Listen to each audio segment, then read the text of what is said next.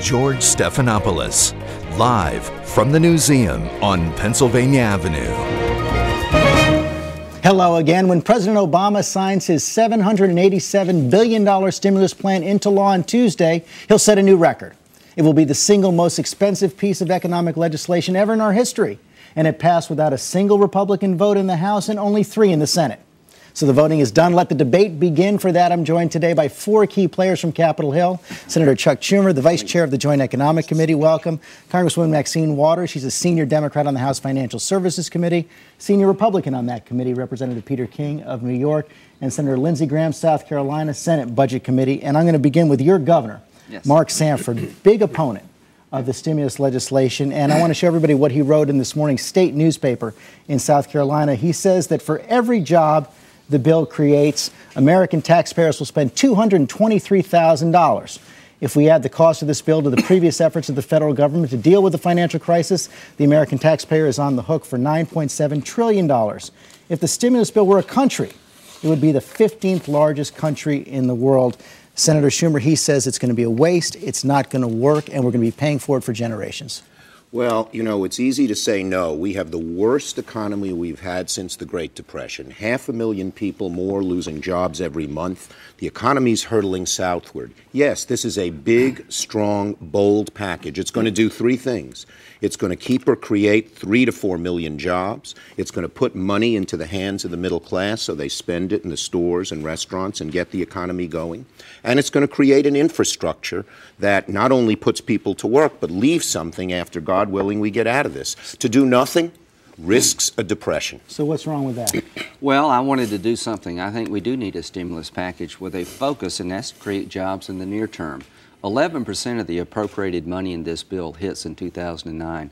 Most of the money in this bill is in entitlement spending. It's not going to create jobs. 27% of the bill is now tax cuts. That's down significantly. And of those tax cuts, most of them, only $3 billion goes to small business. 75% of the people in this country work for small business. Of a $787 billion bill, $3 billion is directed to small business people. I think we missed the mark a long way. We increased new government. We did not increase new jobs. And Congresswoman Waters, when this bill came out of the Senate at the end of the week, your speaker, Nancy Pelosi, had to quell a mini revolt among House Democrats who actually take an opposite view from Senator Graham. They thought the bill wasn't big enough, and they didn't like the cuts, particularly in state aid, education aid, that came in the Senate. Absolutely. We worked very hard on that bill in the House. And as you know, many well-known economists say that this should be a $1 trillion bailout bill, that we need to put more into our economy. And we worked very hard on education, as you know. Our schools are in great disrepair in this country. We have children going to schools in deplorable conditions. And so we wanted more money in school construction. We thought not only does that create jobs, it's an investment in the future. And so those kinds of programs we really, really wanted to fight for.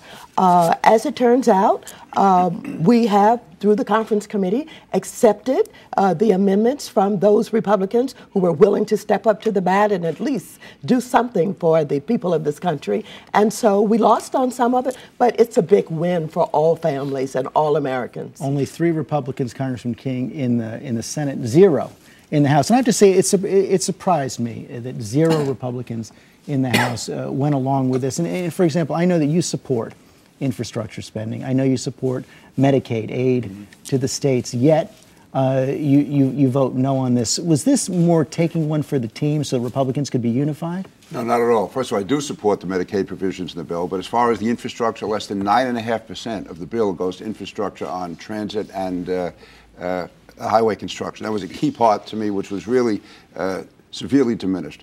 As far as taxes, actually, Lindsey says 27%. Really is only 18% in new tax credits because the fact that the AMT was put in, which would have been factored in anyway. So there's really only 18% in tax relief. We give more tax relief to the arts than we do to small businesses. And, you know, obviously we have to do a lot. I supported strong infrastructure, strong tax relief. We didn't do it. And that's why you had people even like Alice Rivlin, who was Bill Clinton's budget director, testified against the stimulus bill. Martin Feldstein, who had been for it, is now against it. And the CBO says over a 10-year period, it's going to diminish the economy, bring down the GDP, and actually cause reduction in wages. Yeah, the bottom line is, first, there's good help for small business. The NOL provision is kept in for businesses below 15. It allows businesses that have had losses to take those losses now so they don't have to pay tax instead, can put people to work. And there's going to be more for small business in the economic plan that the president is announcing. The bottom line is this.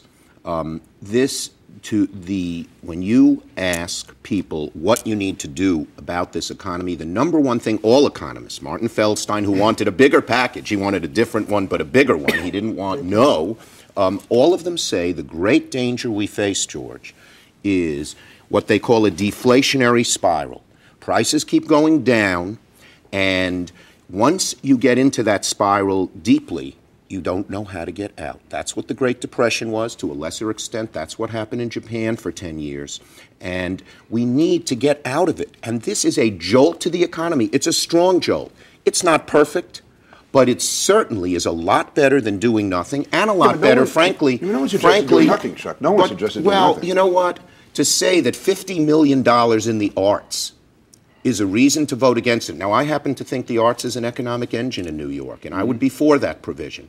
But you might disagree with it. But to say that's the reason to vote against a bill when there are still on infrastructure, if you add it all in, there's close to $100 billion, if you, excluding water and sewer and high-speed rail. If you talk about the FMAP relief, that is much greater. That is 100 times greater, just about, than the money for the arts. So let me just say this. We had a lot of people who said, take this out, take that out. That's right. Most of those things were taken out, and they still voted against the bill. The overall package, so much is missing, and that's the reality. We took the amendments from those three Republicans who were willing to step up to the bat. In the House, no one was allowed to take, no Republican was allowed to take part in the process. Not one Republican was allowed to take part in the process in the House. That is not the truth.